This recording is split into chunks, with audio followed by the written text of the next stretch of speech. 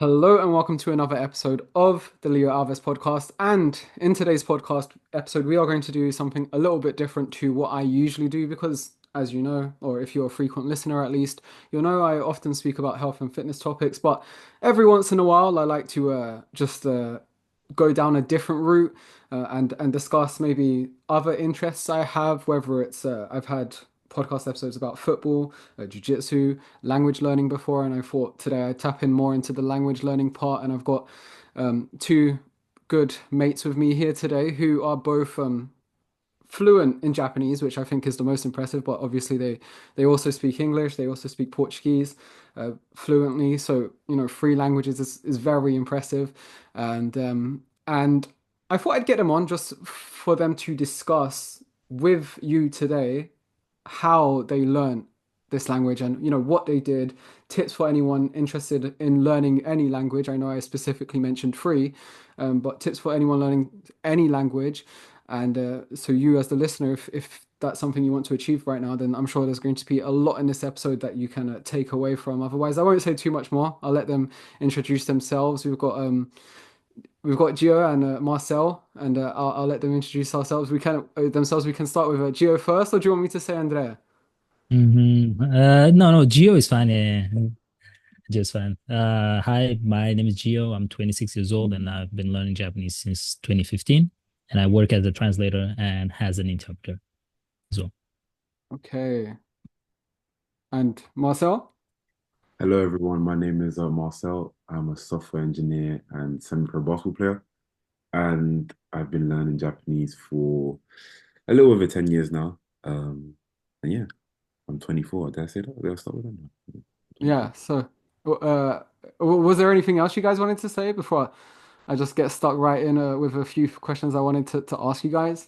Nah, go for it, brother. Okay. So, Yeah, absolutely.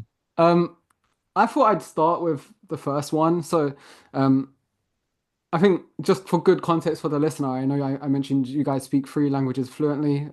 I speak two, and I'm trying to learn that third one right now, so I'm trying to be like you guys. But you guys, obviously, I know you guys grew up, at least Marcel for sure, speaking English and Portuguese, and then maybe correct me if I'm wrong. Gio, you grew up speaking Portuguese, and then learn English in later life. Maybe we can discuss that in a bit more depth, and then you learn Japanese. But like, I'd love to know what inspired you to learn, both of you, to start learning Japanese, and like, why did you even stick with that? Yeah, Mhm. I think like a lot of people that start learning Japanese um, by themselves, I think a lot of it starts from anime or some kind of pop culture in Japan. Definitely for me, it started with my love for Naruto and Dragon Ball, I'd say. And the main ones I was watching when I was a child. And the problem I had back when I was a kid is I really disliked the Portuguese dub. So I used to watch the Portuguese dub back at home for the Portuguese listeners. I used to watch on Si Radical, they'll remember. I really, really disliked how it sounded. It just sounded corny. Like I'm sure they were doing a great job, but I don't know, it sounded a bit cringe to me.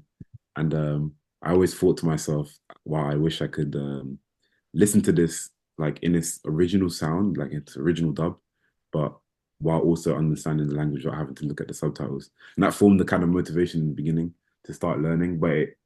Honestly, I didn't really think it would amount to much. But the moment you start kind of studying every day, I think it was maybe after the first year or so, it became just a habit, almost as normal as brushing your teeth. Like it just felt wrong to not study. And then by the time I noticed, 2 years had passed, three, five, seven, and now we're here. So yeah, it definitely with anime first, but then it expanded because I don't even watch anime that much anymore. But it expanded to like other shows and music as well. Like I'm a big fan of music and Japanese music's like at the forefront of a lot of music I listen to, specifically the jazz, Japanese rap, so on and so forth. And yeah, I guess anime was what birthed it, but it definitely allowed it to expand to other things like by way of my interest. Oh, very nice. Yeah, Nice. yeah, that is definitely the way many people start. And Gio, what about Mhm. you? Yeah, me definitely as well. I also started with anime. So back when I was a kid, I used to watch a lot of shows on TV. The same as well, Dragon Ball Z as well, Dragon Ball GT, all of those shows as well. And that's where I actually started. But then the things that I only started learning when I was in like high school, I was like 15, 16 years old. And that's when I was like, okay, like now that I know that I watch a lot of anime, let me try to get a textbook and actually try to learn this language, right?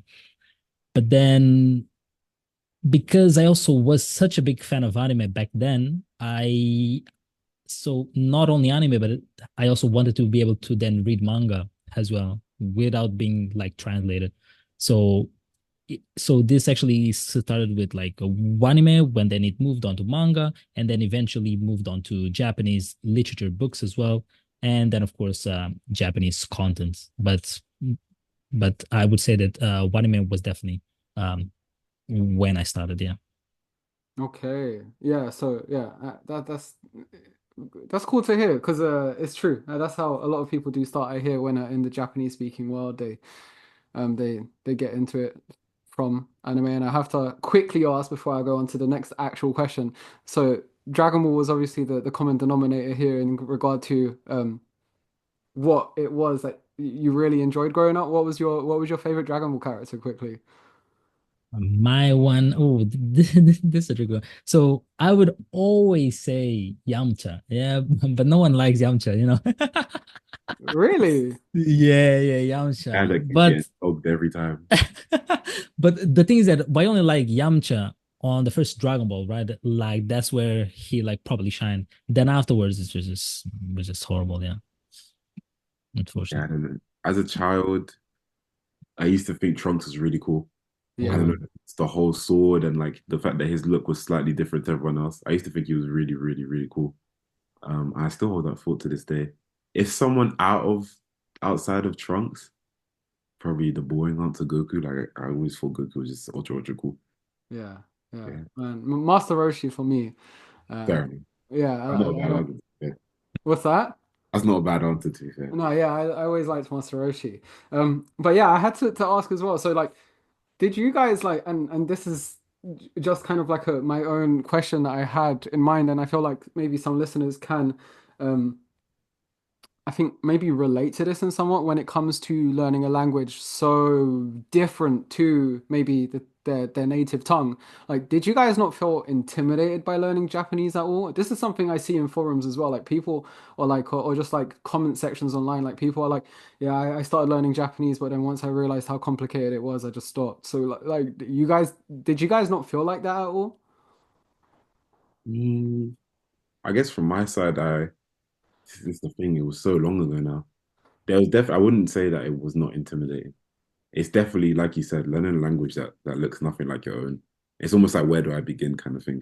And I do feel like in the first few weeks, maybe even the first year, it's a lot of trying things while seemingly not making progress because it's such a new concept. You're trying to make kind of slight improvements, but those slight improvements don't look like much because until you really break that foundation of the language, it doesn't look like you've done much at all.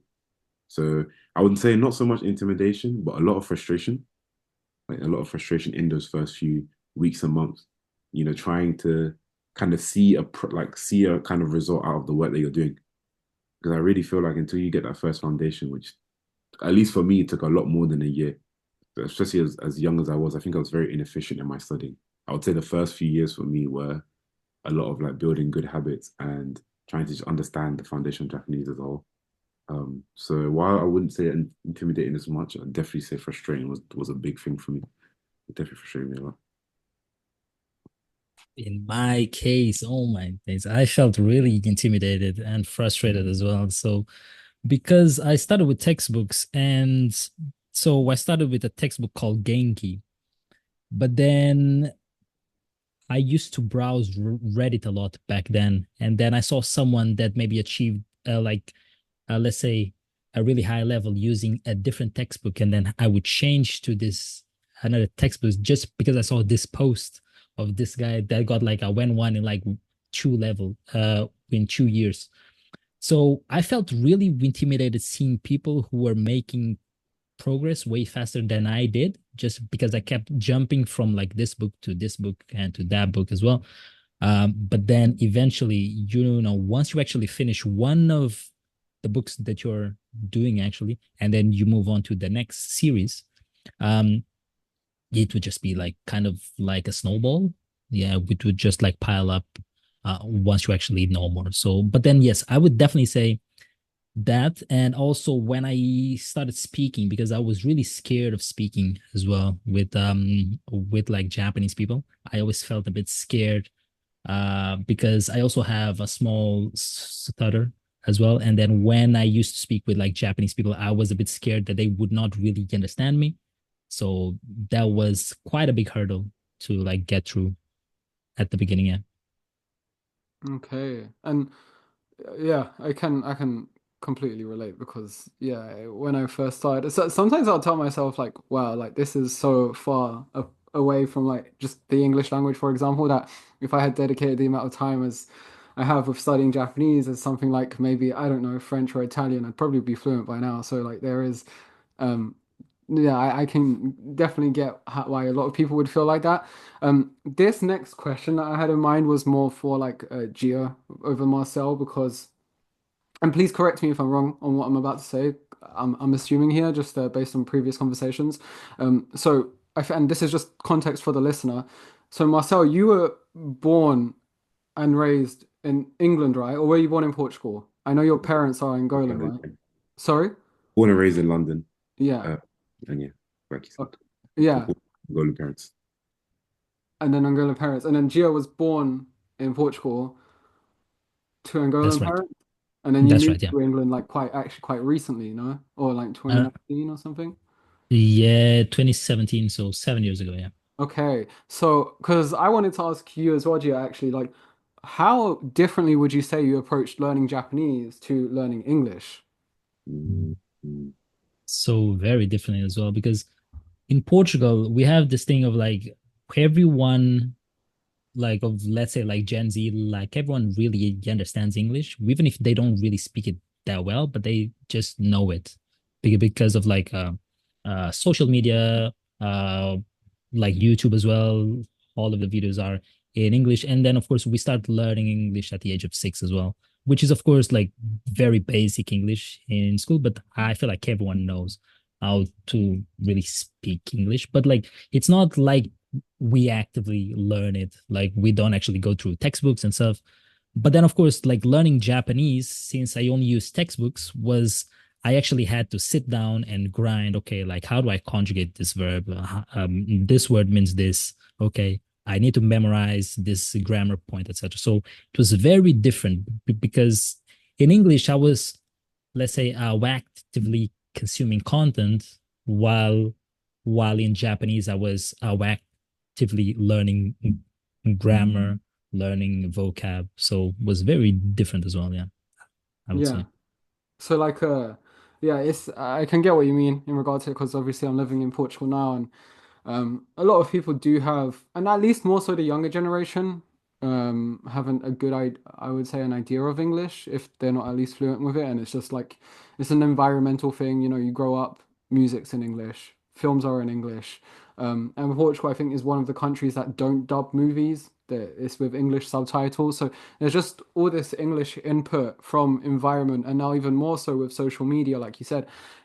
So yeah, you just like I think just enough exposure over time just means you have at least a familiarity with the language, whereas, yeah, you have to actually consciously go out your way to learn Japanese because it's not pushed in your face, like just from living like it would with the English with English language growing up in at least being in Portugal.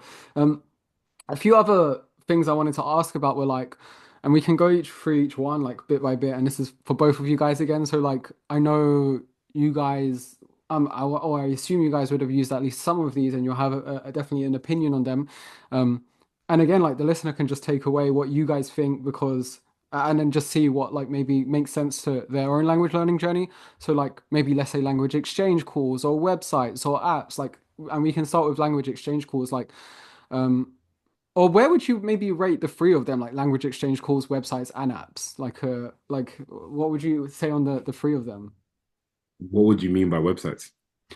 Just language learning websites. So I guess all online resources, for example, and I guess it depends. Like if you maybe never used any, which it sounds like in that case maybe you didn't. For example, I remember a website I used when I first started, which was literally just to learn like the alphabets, like hiragana and katakana, um, and yeah, and just going from there. Like if you have opinions on apps or language exchange calls or websites, like I'd love to hear it. Or you don't have to have an opinion on any. Yeah, that's the thing. I know a lot of people swear by like Anki, for example. I don't know if you know Anki, Leo, but for the listeners, it's like a website where you can kind of create flashcards and then use them to kind of memorize. Um, I think grammar points and vocabulary. Correct me if I'm wrong, Gio. Um, Yeah, this mostly vocab. Yeah, yeah. yeah, but I've never used Anki to be honest. Like for me, it was. I don't know if I can say so much now. I'm not gonna say I've become forgetful, but it was a lot. My brain was a lot more of a sponge when I was younger. But it was one of those cases where I could look at a word and just like boom, I remembered it. Like that was how I was learning vocab. I would look at a word, I'd see it in a show or I'd see it in a book, and that's it. I just had to look at it once. And I know a lot of people back then, to be honest, they were about the age I was now, or maybe even older. They were always swearing by Anki, like kind of how do you call it, repetitive memorization or something like that. Like basically periodically looking at your flashcard to kind of make it like sink into your mind. Which I do Yeah. think is a valid method. It's just not one I've ever used before. Um, I was just fortunate that when I was younger, I could literally just by some way, shape, or form, just memorize things straight away. So I'd have to potentially put websites and apps last in my case because my learning was a lot of doing, speaking to friends, listening to music. I used to have this weird thing where I'd watch like my favorite Japanese celebrities, or like in my case, a lot of them were like rappers or maybe actors that were in like my favorite shows, and they'd say something, and then I would just mimic them. They'd say a sentence like I don't know, I'm going to school, and then I would just mimic that little bit of them saying I'm going to school, I'm going to school, I'm going to school, so I can get down the pronunciation and the way that they speak. I'd done a lot of, I guess you could call that shadowing, but it's kind of like mimicking their accent and the way that they kind of the way that they speak, because for the listeners, there's a way to, I mean, you can do this in any language, but there's a way to make yourself sound masculine and feminine in Japanese. And I was ultra scared when I was younger of making myself sound like a little girl if I just copied like any random kind of Japanese. So I would literally just copy like all of my favorite male like artists and actors. So I definitely have to put I don't know if you put what was the three that you put? You put websites, language exchange calls, and what was the third one? Apps. I'll definitely put websites last. Language exchange schools top because I don't think there's any better way of learning than actually speaking to a native person. Um, the only problem with that is if you speak to someone that's like vastly better than you, or like so much better than you at Japanese, like that you can't understand them, I don't think it helps that much. But if there's like a middle ground where they can kind of help you get better, definitely 100% that's the best. I just don't think it's the best thing to do when you're still starting out. You need to have some kind of baseline, but that is number one for me. And then I used a lot of apps, to be honest. There was a lot of apps where you could just learn a new kanji a day. I done that quite a lot. Just looking at any kanji when I was on the way to school, on the bus, just trying to learn a kanji per day. I was definitely doing that. So I definitely put apps second. 100%. Yeah. Very nice. Very nice. Me personally, okay, so this is the complete opposite. So even though I used a lot of textbooks, after I stopped using textbooks, I was a big fan of Anki, which is that spaced repetition of application that you just add words that you've learned through the day, and then you just review them every single day until they actually that you kind of memorize them, right? I I use that a lot, but then I would say that that's kind of like a double-edged sword because you just learn so many words that you don't actually know how to actually use them within context. And there's so many words that have more than one meaning. And then when you're trying to output, when you're actually trying to speak to natives, you just use words that are not really used in daily conversation, right? So even though it's really good to learn words, sometimes if you don't know the context that you've learned that word, you're just learning words. That's it. You don't actually know how to use them. Right? And but then so apps, yes, so Anki, I would still say it's the best one because there is very recent methods that you can learn words within a specific context. Therefore, you just know how to actually use that word because you saw it being used in a specific context. So I would definitely say that that's the best thing. Um, then websites, right? Websites is a bit of a tricky one because it really does depend. I don't really like websites because it does depend if you're learning content for natives and not for like students, I guess. Because content made for like learners gets like a bit chewed up and you're not actually learning what people actually say, right? So even though it's good for like beginners, once you get through that beginner phase, it just ends up being like you're not really actively learning new stuff. You might learn one or two words or like one or two grammar points, but then you're kind of like very stuck at that same level, right? So I would say that that would be my last. And there's websites, apps, and what else? Uh, Websites, apps, and then I mentioned language exchange calls as well. oh, okay. So actually, I'll leave that at my last one. And this is why. So, me personally, I don't really like speaking with what the learners as well, because you don't know if they're making mistakes as well. Hmm. And then you might end up mimic them as well. And then you both are now making the same mistake as well. And Hmm. then second thing is that speaking with natives, I think that that's good once you're a bit better than let's say beginner, you're like at this intermediate level as well. Because as Marcel said, if you're still a beginner and then you try to speak, you don't really understand what they're saying and you don't know what do you want to say as well. Yeah. So it's a bit of a tricky one as well. And then speaking with natives as well is really good once you're actually decent at the language, because the thing that I've noticed as well in my experience is that natives don't really correct you unless you really ask them to, Yeah. right? They just keep talking and like they kind of get what you mean and then the conversation kind of flows, but they don't really teach you, right?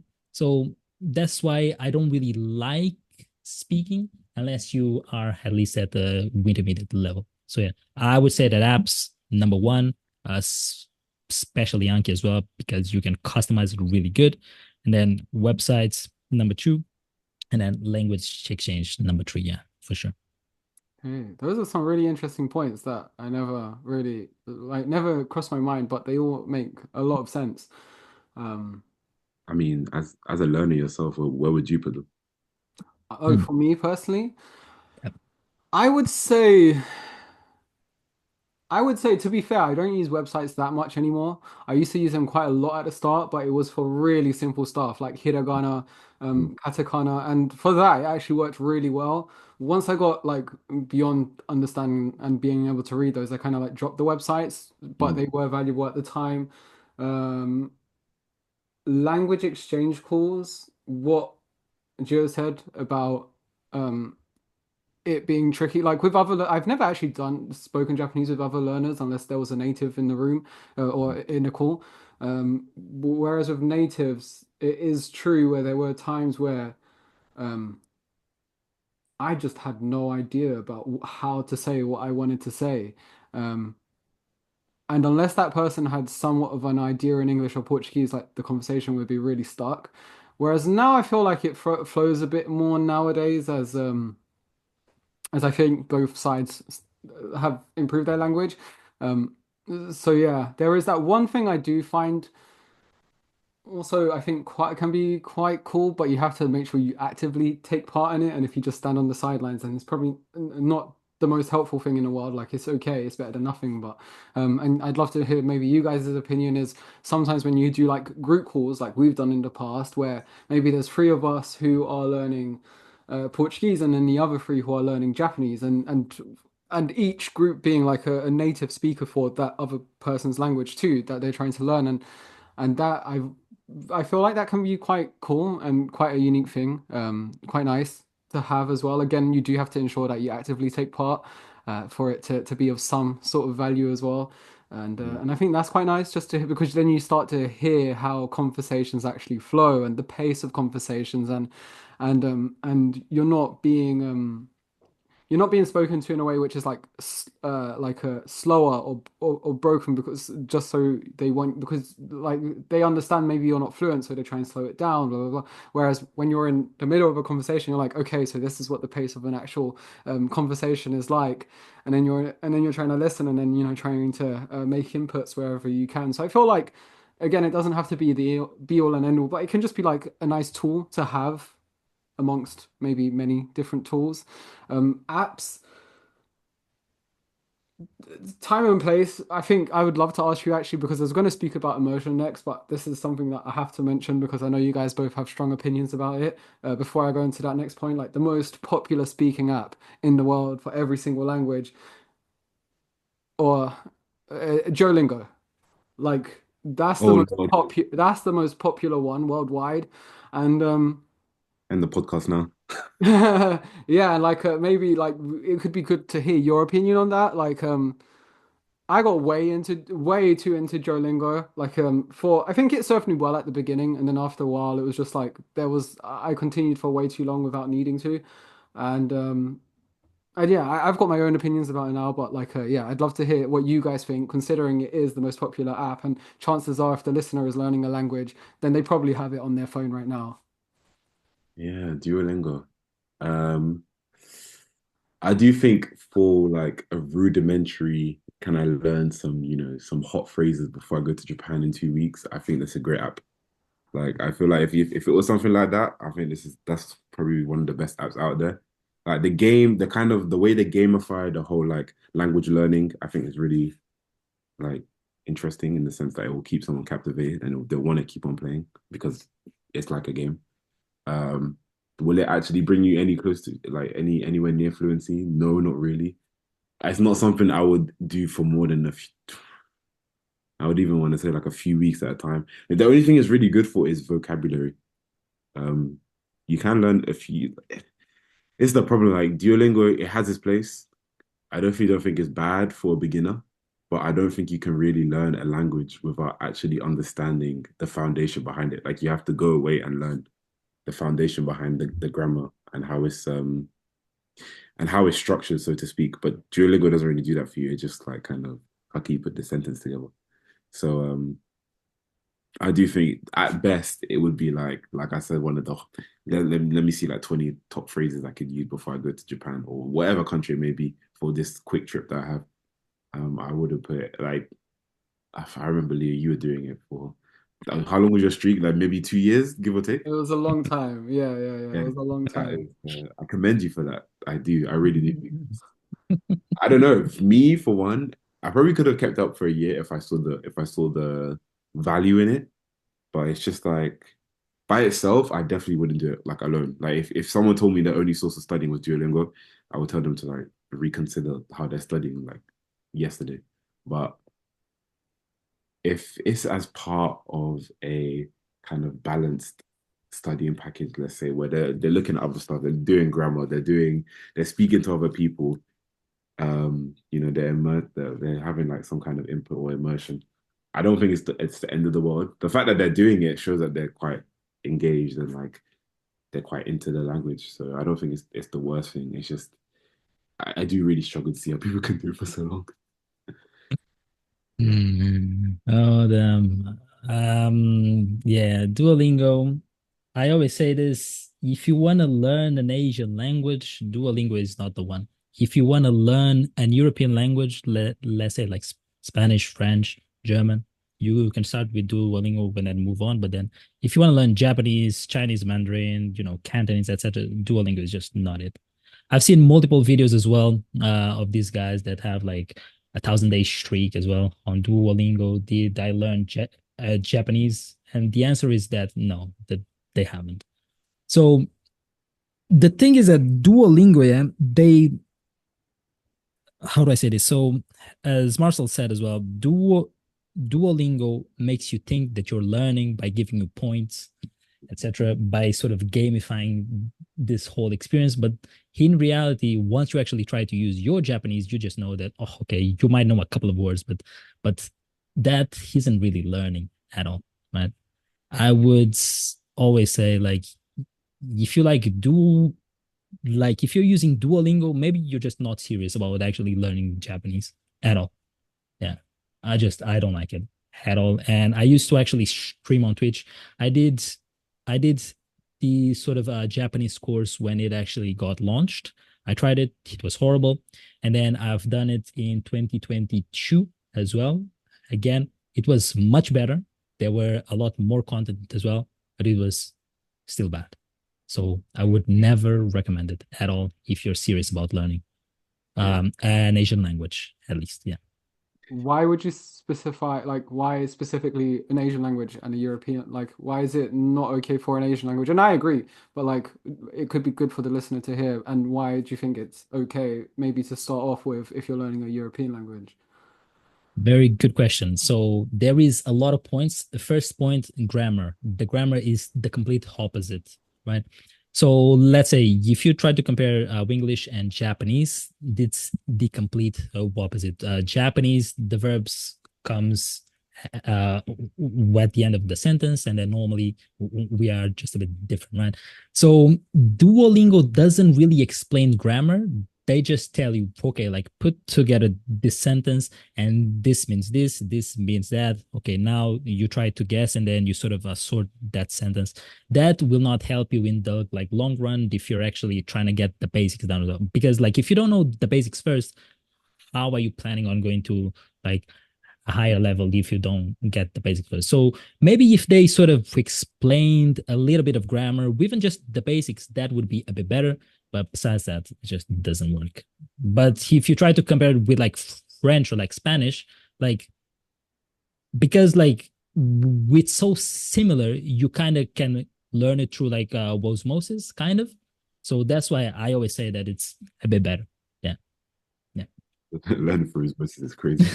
Yeah, yeah. no, it makes sense, and yeah, like the way I see it nowadays, like and this is a health and fitness podcast, so I'll try and give a and fitness analogy quickly before going on to the next one, and you guys can let me know what you think if I'm talking shit or not. Mm.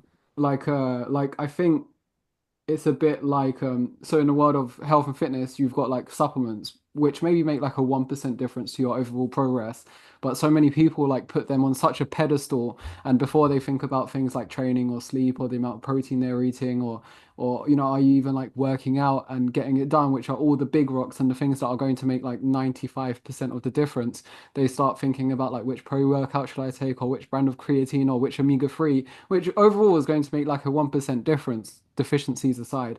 Um, they're going to make like a 1 or 2% difference. I think Duolingo is almost like the supplements in the health and fitness world. Like it's a nice supplement. It'll make a 1 or 2% difference. Just make sure you're doing like all those big rocks first. That will actually that actually matter. Um, and it's like it's just a nice thing to have. Just make sure your consistency is there with the more important stuff, and understand that at the end of the day, it's just like yeah, it's going to make a minor difference, but don't put too much importance with on it. I mean, you could definitely go without Duolingo. In Yeah, my opinion. the In same my way you can go without supplements. Yes. I mean, I don't see anything wrong with people doing it. I just really think if that's at the forefront of their studying, like you said, if that is their 95%, then there's probably an issue. Um, because you can't really get there's a lot more efficient ways to study. And like Gio said, I've never seen anyone that's fluent just from studying on Duolingo to this Mm. day. Because Yeah. Yeah. a lot of what they teach as well is kind of like it's another thing. Like when I started studying, I use Japanese for busy people, but it's all in Keigo, so it's all in like kind of a formal kind of workplace kind of speech. And I remember the first when I got to uni and I met Roland, which is one of my close friends. Um, when anytime I'd speak to him, I'd be speaking to someone that's supposedly my friend in using workplace Japanese, and he would look at me with a strange face, with a strange look every time, because that's just not how people speak in a casual setting.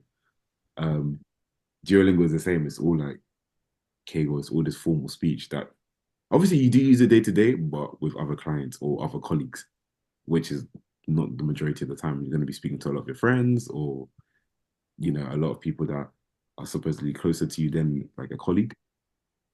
So it's the fact that they don't teach that side of Japanese as well, like the casual side of Japanese, is a big issue, given that some people spend years and years on it and never even stop the script itself. So that, which is a problem. Yeah. Yeah, and on that note, actually, like this brings me nicely onto the next point I wanted to mention. So, immersion. At least me, I imagine I think immersion can be a really good thing to have. Like, that's a way to get really like make a lot of progress with a specific language. Um, I think one thing we didn't actually mention in this podcast episode, and I think this is great context for the listener, is like you guys were both fluent in Japanese before you ever stepped foot in Japan as well. Correct? Is that right? That would be correct. Yeah. Yeah, Yeah. and yeah, Gio's nodding too, like just in case you're not watching the video version. Um, yeah, that's wild. Like I'm gonna have to say, like you guys can be humble about it and stuff, but yeah, that's crazy. Like that's very impressive. So I actually wanted to bring up this next point, which was like, okay, so immersion is amazing, but not everyone has the luxury to maybe, go from like, I don't know, from England and then spend a month in China or be in France and then go and spend a month in Brazil in I don't know, wherever it is they're trying to learn, maybe Brazil. Um so so in your case, like what do you think is a good way to replicate immersion when it's not possible? Mm. If you think there's even value in that. No, there's definitely value in immersion. Even if you can't go to that country, it can definitely be done in different ways. In my case, I would only say I really started doing immersion from when I got to uni, when I started basically making my first Japanese friends. Um, that's when I was around the language a lot. I was listening to it a lot. Like even if I wasn't really partaking in the conversation, definitely the first few months. I wouldn't say I was shy, but like I'm still a perfectionist to the point where I didn't want to butt in case I made a mistake because it would just really irritate myself. Um, but because of those friends, they would really like push me and they were patient and they would just listen, hear me out. At the beginning, like I could barely get my words out properly because I mean, this is for any language, but when you listen to native speakers speak for the first time, it sounds like they're just like, you know what I mean? It just sounds like a machine gun of words until you start getting used to it. Um, so yeah, the first few months was definitely like 80% me just trying to keep up with the pace of their speaking as opposed to trying to speak back. But because every time I tried to speak back, I'd have like this kind of buffer where I'm like, I'm trying to get my words out. I was kind of chopping up the conversation without knowing it. So then I'd get more irritated myself and I'd be like, okay, maybe I shouldn't speak. And it was just constant cycle. Do I speak or do I not speak? But after a few, I think after it's a consistency thing because I was around it so long their pace of speech became much more listenable. Um, because I could listen to them speak at their speed, I'm now able to consume like Terrace House, for example, like which is a show on Netflix. It's kind of like a big brother of Japan, where everyone's speaking casually, everyone's speaking at the normal pace. But my friends, fortunately in my case, spoke at like twice the pace they did, like those guys on Netflix did. So it became so much easier to watch them. And now I'm spending time with my Japanese friends at uni, then coming home, maybe watching some Netflix on Terrace House. So I'm creating this environment now where I'm listening to Japanese music, or reading some manga on the side, or even something as simple as changing my phone to Japanese. I've done at one point. So all of the text on my phone was in Japanese. I used to play a lot of games. My consoles were in Japanese. Like you can just make all of your daily tech, anything that you look at. Usually, if you were to put in your target language, that is already immersion in itself. Plus the Japanese friends, in my case anyway. It really helped in those 4 years of uni. By the time I came out of uni, I was more or less fluent. Yeah. Perfect. And to be fair, I'm actually very jealous of that because back then I didn't really have anyone Japanese near me as well. So I just had to make my own little like cave where I only used Japanese as well. So I was always as well really scared of speaking Japanese as well. And even when I met a couple of Japanese people in uni, they would speak to me in Japanese, but I would reply to them in English because I was so scared of speaking and making a mistake that I was like, okay, maybe I should just not use Japanese, even though I'm with them, and they would be fine even if I made a mistake. But what I did was I just read a lot of books in Japanese and I watched a lot of anime with Japanese subtitles and I read a lot of manga. That was pretty much my whole immersion. So I stopped watching so I was always a big fan of watching YouTube videos, but I stopped watching English or Portuguese YouTube, and I only watch Japanese YouTube at all. Like all of the content that I would watch on my computer would need to be Japanese. If not, I would feel bad because I was not like putting more like let's say hours into my immersion as well. So I've done that. But pretty much, yeah. As soon as I got home, I would only watch Japanese content or I would read Japanese books. If not, I would feel like I was wasting my time. Um, but that's all I did. Yeah, was pretty much just consuming content in Japanese and not in English, not in Portuguese at all. Yeah. Yeah, that's those are some really good points. Like what Marcel said, like that is such a, I think an amazing thing to have. Just like what better is it than to be learning a language and then just like live with people from that country who speak the language. Like that's like the best thing. Maybe like the second best thing after actually living in the country.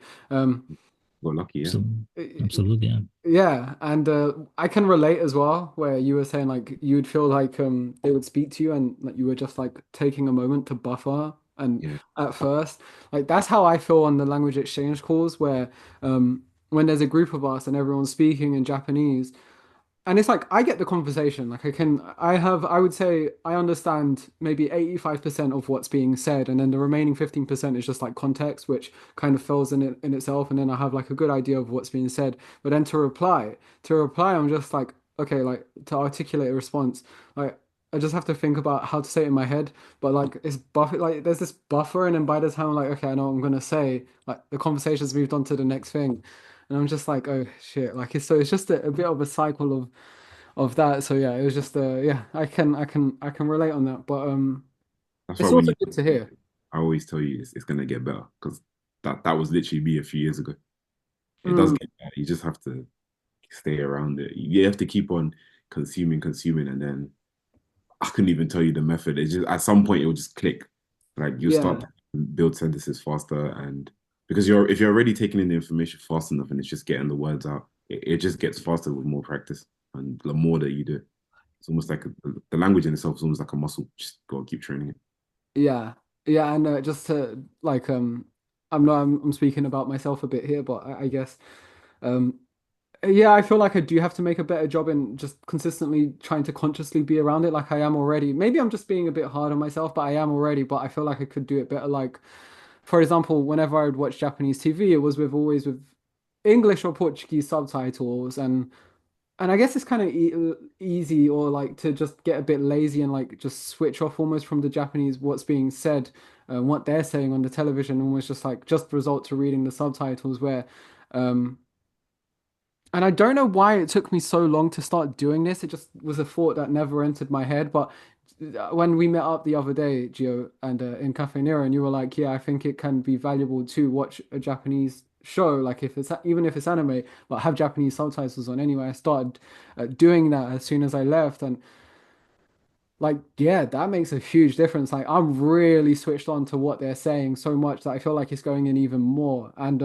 it was definitely a different type of experience. Like, it's like maybe for you not so like it doesn't feel like this because you're so used to it, but for me it's like almost like a like I feel like I'm doing like a mental workout watching this show now where I'm like almost, I'm not switched off. Like it's not like a chill and switch off time. Like I'm actively like trying to really listen to what they're saying. Yeah, it's tiring. I remember that's yeah about the time I was watching Terrace House as well. It was the same. Just to keep up with what they're saying. By the time I finish a 40-minute episode, I'm thinking like I'm ready to go for a rest. Like I can't do this again. Oh, Yeah, exactly. You have to build the resistance. Like you literally have to build the resistance when it comes to doing it. Absolutely. At the beginning is always tiring. And like the first episode and even like the first five episodes, they are gonna take you a long time. Like more than definitely like sometimes even more than 1 hour each. But that's just yeah, that's just part of the games. Yeah. yeah, and actually on the subject of like you mentioned Terrace House. Just for the listener, I think a really, actually two really good points that I want to share that I think Marcel gave me, I think worked quite well for me was number one, and actually, Jiro, maybe I don't know how you feel about it, but number one, I think because I actually don't like reality TV in England. Like, I just think it's just nonsense. But Marcel was like, "Oh, watch reality TV, but like Japanese reality TV because that's the way people are going to speak in daily life, and it can be a really good way of just hearing or being exposed to how normal conversations happen. So if you're listening to, if you're learning a language right now, maybe watching reality TV in the language you're trying to learn could be a good idea. Um, I don't know if you guys want to say anything about that, and also, oh, go on. You look like you were about to say something. Gio? No, no, no, no, Oh, no. okay. No, it's not. And I also found that this was a really big one for me. And actually, Gio, this is maybe what you were doing at uni, where you would reply in English a lot. I think Marcel, we were in a call one time, and I kept responding in English, and they were speaking to me in Japanese, and I think Marcel was like, you know what, you have to stop.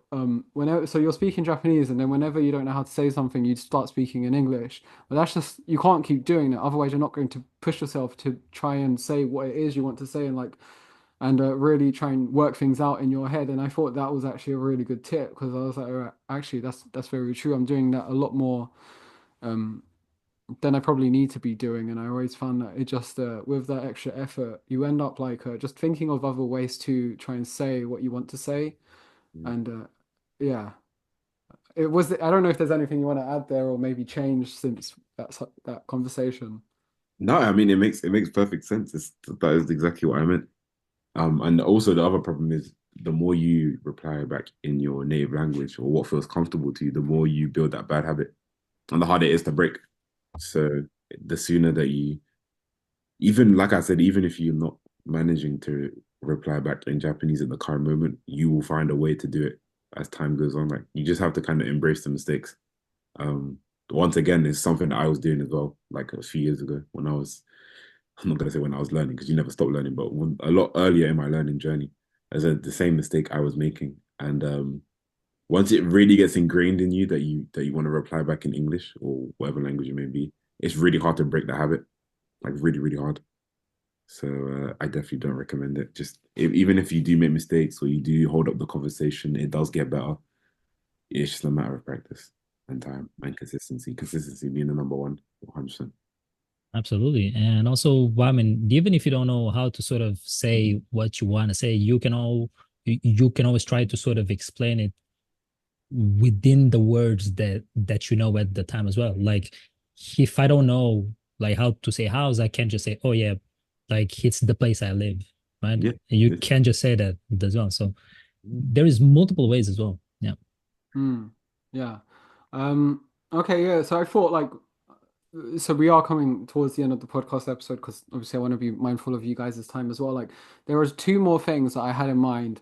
Um, and it's entirely up to you guys how much or how little we speak about them, but I think this could be really interesting for the listener to hear, like because I feel like, hearing, oh wow, you guys can speak fluent Japanese, that's amazing. But then I think it's easy just to hear about that final outcome, but then not think about maybe like all the challenges or the struggles. So I'd love to ask, maybe you mentioned it already in the episode, and or maybe not, but like, what would you say maybe was your biggest struggle, each of you, for learning Japanese, oh, I and definitely how did know. you overcome it?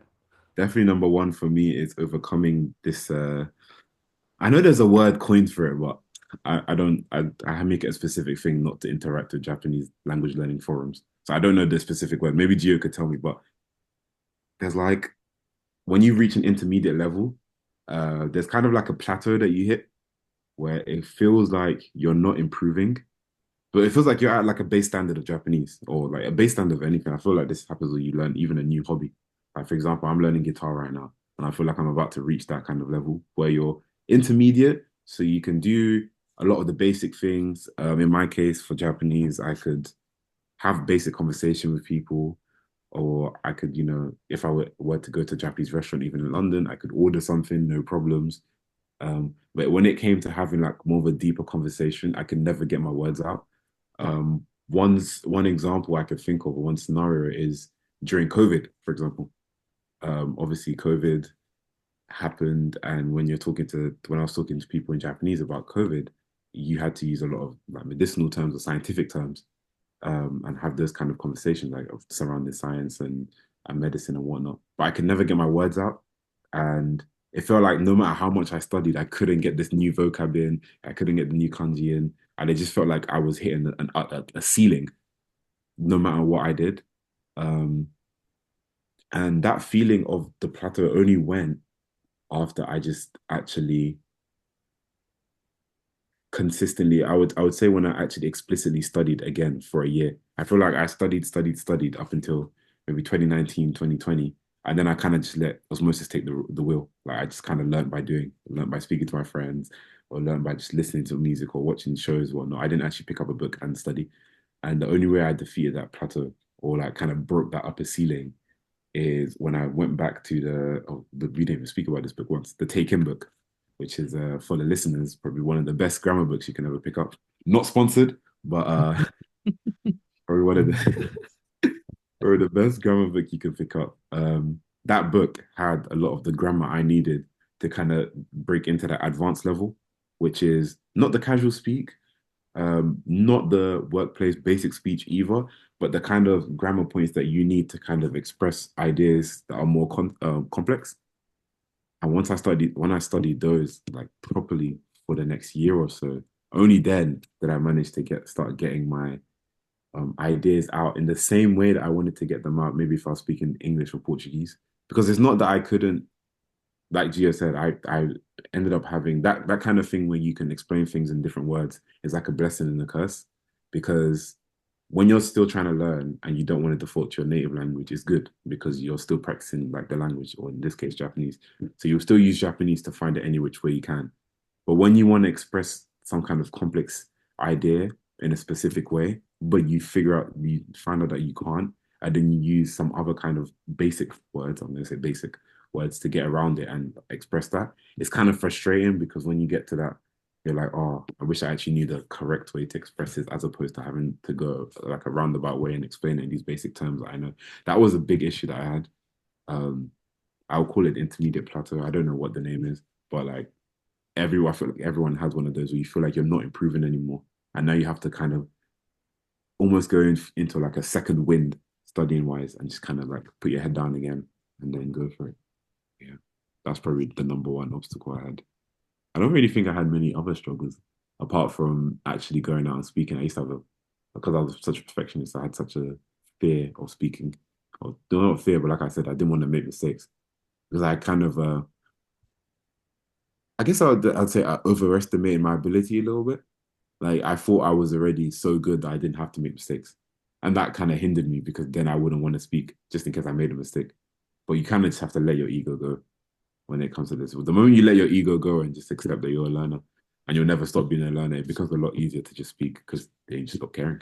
Like you stop caring if you make a mistake, whatever, I just do it again. But that was just a part of one, growing up, and two, just becoming a better learner, I guess, in my case. But yeah.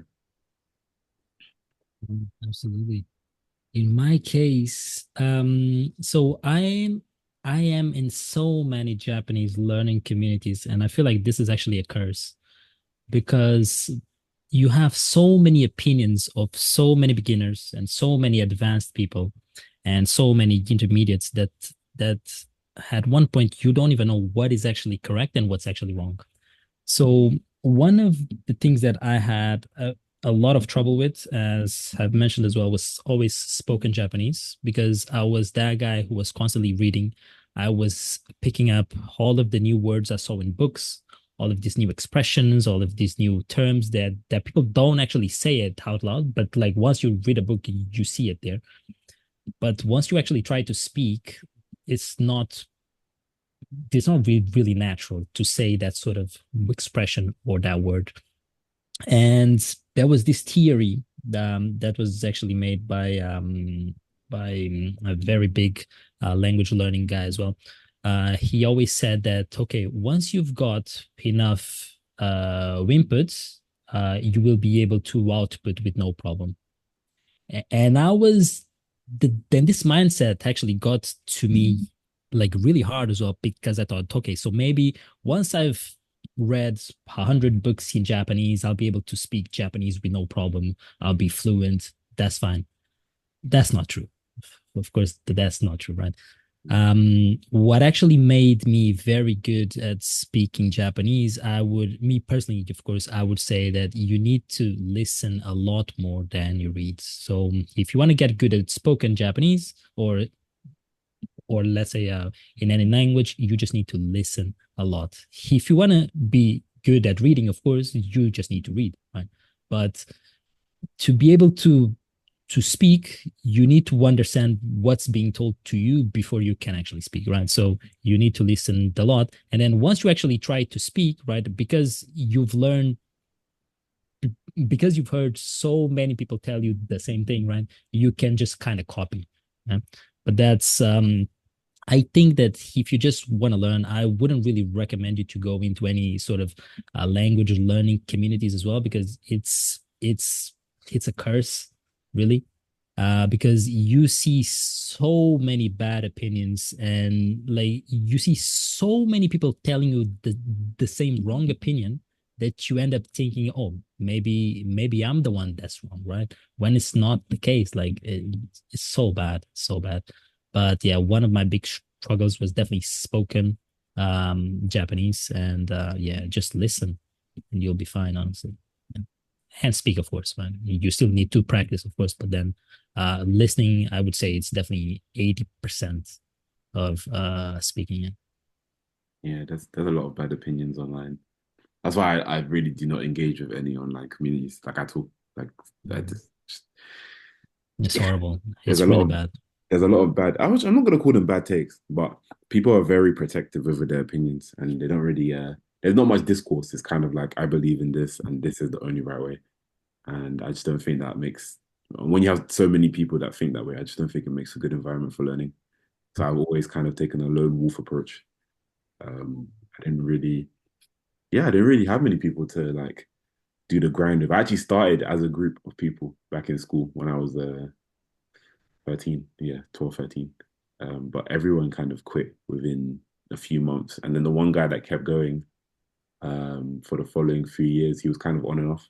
But then he ultimately gave up maybe around second year of uni, so maybe like 2019. Um, so after that, it was really just lone wolf. Like I did try to engage with some learners, but we would always get into it over pitch correction. Not pitch Oh correction, no. pitch accent, sorry. Yes. Oh no. And Leah, I don't know if you know about the whole pitch accent debate, but there's some people that believe it should be taught from the jump, like it should be taught from day one. People should be any language, any vocab they learn, or any vocab, any word they learn should be taught alongside the pitch accent. So, for example, if they're going to learn the word for, I don't know, be away is rain, they should learn the pitch accent because that's different to the pitch accent for candy. Um, some people are really hell bent on it. Me personally, I honestly like if you're trying to learn, wasting time on pitch accent, the people need to see the opportunity cost. If you like, you could waste time, not waste time. It's good. Like, don't get me wrong, pitch accent is a real thing, but like you could use that time to kind of learn more vocab or more kanji or more anything before looking at pitch accent. I feel like if you immerse enough, plus given the fact that Japanese isn't really a tonal language like Mandarin, let's say. Like it's not like if you get the wrong accent, people are gonna be like, yo, did you just say like a completely different word? No. Like given with the context, people will understand what you're trying to say. They might notice that you said it a bit wrong, but if no one's gonna make it like a real thing. It's not like it completely changes the meaning of the sentence. But the problem is that a lot of people, especially in the online communities, they're so like on like different sides of the spectrum that they always butt heads about it, and it can get a bit toxic. And as a result, I just kind of remove myself from it. I don't really care. Not to Mm. say I've never studied pitch accent, but I feel like I've just kind of I've never gone out of my way to study, if that makes sense. I've heard a word how it's said, and then I've just tried to copy it. I've never really like there's a whole like if you look online for pitch accent Leah, you'll find a lot of big YouTubers, Matt versus Japan, Dogan. What's that guy's name? George. I don't know what his YouTube name is. The white guy. George Trumbly, the guy from Japanese from Zero, maybe? That's No? the one. He Yeah. has like strong opinions as well. Like they and then their followers would be like, siding with whichever one. But Mm. I've tried to keep myself out of it. That's probably the worst takes I've heard about the surrounding the situation of the language learning. Like if we had to make like a language learning bad take championship, that would be the number one for me. The only other bad thing about the language learning communities, in my opinion, is they're very how would I put this? They're very protective over Japan. And in the sense of like, I'm learning Japanese and no one can say anything bad about Japan, or I'm gonna have to be like the white knight kind of thing. Um, you know what I mean, Jay? Like you I find a lot know. of Japanese learners that think Japan is this S- perfect utopia. And don't get me wrong, mm, it's a cool country and their culture is cool. But like, God forbid you say something bad about the country, like just anything really. Like you could say, I don't know, you not to get make a crucified podcast. on the spot. Yeah. Yeah, literally, like you would get crucified straight away. Like I don't know, internet's a weird place, period. But you won't find me on any Japanese language learning forums, that's for sure. I keep far away. Mm. And just talking about the pitch as well, now that you mentioned, I think that learning pitch is really good once you're actually at a really high level that Yeah, you just want to like properly sound like a native Japanese yeah, person. That's when you should actually delve into that as well. But the thing is that, yeah, pitch also changes depending on the sort of region of Japan as well. So, exactly. right? So let's say so someone from like Tokyo will sound way different than someone from like Osaka or like Kyoto, right? So like even if you learn the pitch from Tokyo, if you speak with someone from Kansai, like the pitch is completely different. So Yeah, like that's another thing as well, and that's another issue that people just don't tend to speak about. But yeah, pitch for me personally, I don't like it. You yeah. know, I don't really. yeah, I don't know. I guess I might have been a bit lucky. Um, I've confused people. Like I've taken like reservations on the phone, for example, for like a restaurant. And then the moment I get to the restaurant, people are like, wait, wasn't the guy that reserved Japanese? And I was like, no, it's me. And they're just like, what? So I guess my pitch accent must be a bit decent, but I've never gone out of my way to like specifically study it. And a few years ago, there was this big like commotion, like I said, between all of the massive, I say massive, the bigger Japanese learning YouTubers about whether pitch accent should be studied or not. But if you ask for my personal opinion, basically the same as you. Until you get to a certain level where you feel like you've checked all the other boxes, it is really one of the not last things, but it's not one of the first things you should pay most attention to, in And, my opinion. and this is for Japanese specifically, right? For Japanese specifically. Yeah. Because if it was something like, I don't know, Mandarin or Cantonese, I'd assume it'd be the first thing you go for. Yeah. absolutely, Yeah. absolutely. I had no idea about sort of those things going on the online forums, and yeah, when you guys started speaking about it, I was like, how do I not know? And then I realized, yeah, I just by chance I've actually never really delved into any of that really like either. So I guess by the sounds of it, I'm not missing out on anything. No, The Don't only other learners I've really been around are yeah, just people I naturally met while living in Japan. Or just you guys, well, learners, like you're not really learners at this point, but you're still like yeah, stop those are learning, the bro. only people I've really been around. What were you saying? You never stop learning. You never stop. Yeah, yeah, you never stop learning, but yeah, so that's just it. I've always just like kind of just yeah, with native speakers mostly practiced, um, and then or just yeah, people I met in Japan. And then whenever I do watch a YouTube video, I just kind of watch it and then go back off it, and maybe lightly dab in the comment sections, but not nowhere near enough to have known that that was a debate. That was a big debate back then. Just Um, it's or just like, that the online forums there, like I said, people have very strong opinions. I don't think having opinions is bad, but I've never really seen many scenarios where people are willing to listen as opposed to just kind of like force their opinion on someone. Uh, mm, it's, and yeah. oh yeah, were you about to say something? No, I was just gonna say it's not a productive environment. Like it's not No, an environment you want to be around. It doesn't really harbor like it doesn't foster learning in any way, shape, or form. yeah, yeah, it's like many industries to be fair. Like it just you speaking about it kind of almost reminded me of the nutrition space where people come with a lot of bad ideas sometimes. And then it's like no conclusions are really made because everyone wants to talk over each other. Everyone's like adamant that they're right and their way is the right way. And then the only people that end up confused are the people who are like in the middle and they just want good advice, but they don't Yeah, know who to listen literally. to because both sides sound really convincing to someone who doesn't know any better. Um, anyway, I don't. Was there anything else you wanted to add to that, like before I move on? No, no, no. So I thought quick one, um, and I thought this would just be a cool like thing to end on, and we can just like keep it quick with this one. But it would be like cool to hear what, in your opinion, like what's like the best part about learning a language to the point you can speak it fluently. No, that's an Like easy question. in your opinion and experiences. An answer comes straight to mind. Learning any language to fluency opens up doors in just not only making friends and new connections, but also experiencing a new culture. Um, that is definitely number one for me, being able to experience the culture in its fullest, being able to connect with people who previously you would never be able to connect with because you would have a language barrier. I think is the coolest thing. Learning, they carry with them, a bunch of stories, a bunch of advice that they can put you on, network like their network. Imagine like going to Japan, you go into the countryside, and imagine the stories of one random like old lady could just give you. That would be an experience in itself that you would never be able to have if you couldn't speak with her, if you didn't learn the Japanese. You know what I mean? That's just one example. But in my case as well, I've met so many basketball players who have kind of like opened new doors for me in Japan, even made me consider the prospect of playing professionally out there, only because I've been able to speak Japanese to communicate with them because they don't speak any other language. So there's a lot I'm grateful for learning the language, not only just the culture itself, but definitely the main one for me is connecting with people. You know, I guess I'm a people person at the end of the day. So But for me, I would say, well, I mean, I'm a person who really likes reading, so one of the best things for me is just being able to consume content that would not be available in my own language, whether it's in Portuguese or in English as well. Finding books that were never and will never be translated into Portuguese is a blessing, I would say as well.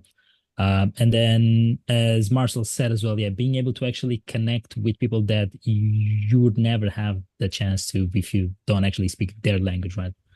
That's really nice as well. And also just being able to actually consume their content as well, whether it's like TV shows, whether it's anime or manga as well. That for me is definitely the best thing ever. Yeah, absolutely. Yeah, it's exciting. Yeah, I love that. Yeah, it's cool to hear.